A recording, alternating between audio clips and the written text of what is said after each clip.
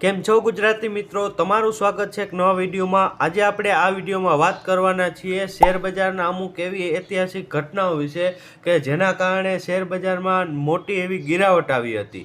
તો મિત્રો, પહેલી ઘટનાની વાત કરીએ તો ધ ક્રેશ બ્લેક મંડે, કાળો સોમવાર। આ ઘટના 1987ના રોજ થઈ હતી। આ દિવસે વિશ્વભરના શેર બજારોમાં ગિરાવટ જોવા મળી હતી। જોકે આ ગિરાવટ એક સાથે નહોતી થઈ।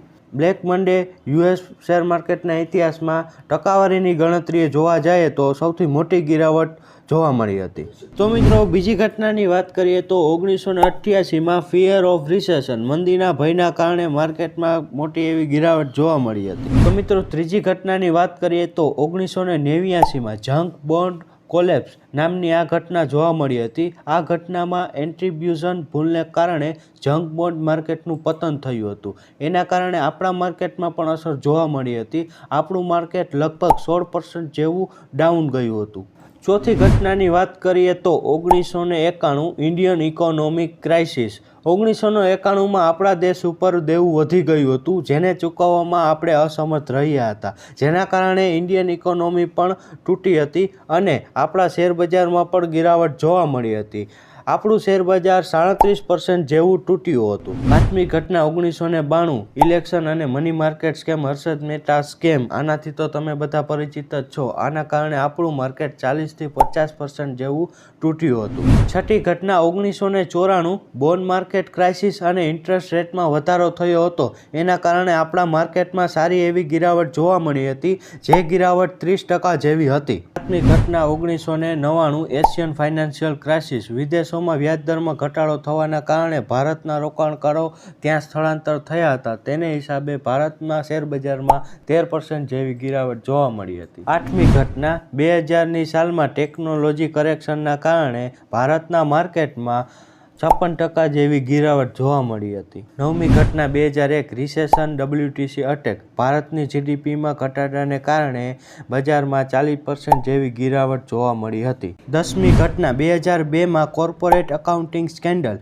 કોર્પોરેટ કંપનીઓમાં અકાઉન્ટ ઘોટાળાને હિસાબે 25% જેવું માર્કેટ તૂટ્યું હતું। 11મી ઘટના 2003માં ઇરાક વોરને કારણે ભારતીય શેર બજારમાં 13% જેવી ગિરાવટ જોવા મળી હતી। 12મી ઘટના 2006 હાઉસિંગ બબલ બર્સ્ટ। ઘરની વધતી કિંમતો, ઢીલી ધિરાણ પદ્ધતિઓ અને સબપ્રાઇમ મોર્ટગેજમાં વધારાને કારણે રિયલ એસ્ટેટના ભાવને ટકાઉ ન કરી શકાયો। તેના કારણે માર્કેટમાં 30% જેવી ગિરાવટ જોવા મળી હતી। 13મી ઘટના 2007માં અમેરિકામાં સબપ્રાઇમ મોર્ટગેજ ક્રાઇસિસને કારણે ભારતીય શેર બજાર 16% જેવું તૂટ્યું હતું। 14મી ઘટના 2008માં બેન્કિંગ અને ક્રેડિટ ક્રાઇસિસને હિસાબે ભારતીય શેર બજારમાં સૌથી મોટી ગિરાવટ જોવા મળી હતી, જે આશરે 60%થી પણ વધારેની હતી। 15મી ઘટના 2010માં સોવરન ડેબિટ ક્રાઇસિસને હિસાબે ભારતીય શેર બજાર 13થી 14% જેવું તૂટ્યું હતું। 16મી ઘટના 2011માં યુરોઝોન ક્રાઇસિસને હિસાબે ભારતીય શેર બજાર 27% જેવું ખાબક્યું હતું। 17મી ઘટના 2012 યુએસ ફિસ્કલ ક્લિફને કારણે ભારતીય શેર બજાર 14% જેવું તૂટ્યું હતું। 18મી ઘટના 2015માં ચાઇના સ્ટોક માર્કેટ સેલ ઓફને હિસાબે ભારતીય શેર બજાર 17% જેવું તૂટ્યું હતું। 19મી ઘટના 2016 બ્રેક્સિટ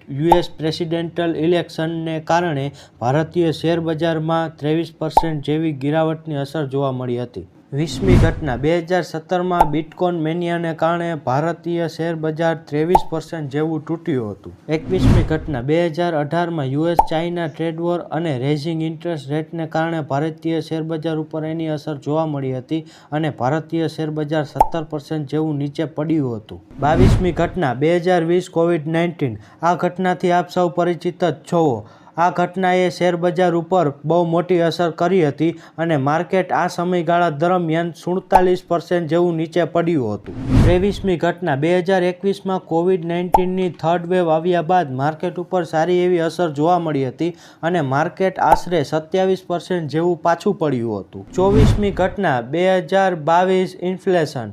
મોંઘવારી દરમાં વધારો થવાના કારણે 2022માં માર્કેટ 20% જેવું પડ્યું હતું। આપણામાં મોટા ભાગના લોકો હંમેશા શોધતા હશે કે શા માટે રોકાણ ન કરવું, પરંતુ છેલ્લા 40 વર્ષમાં સેન્સેક્સ 250 ગણો ઉપર ગયો છે। નિરાશાવાદીઓ વાતો કર્યા કરે છે અને રાહ જોતા રહે છે અને આશાવાદીઓ પૈસા બનાવે છે। માર્કેટ અને રોકાણકારોએ ઇતિહાસમાં ઘણી બધી ઘટનાઓ જોઈ છે, પરંતુ એમાં આશાવાદી રોકાણકારોએ પૈસા બનાવી પોતાનું નસીબ બદલ્યું છે। માર્કેટે યુદ્ધ જોયું છે, નાણાં ભીડ જોઈ છે, ચૂંટણી જોઈ છે, મંદી જોઈ છે, કૌભાંડ જોયા છે, પણ માર્કેટ સતત ઉપર જાય છે। કારણ સાફ છે, વિકાસ અને ઉત્ક્રાંતિ એ કુદરતનો નિયમ છે।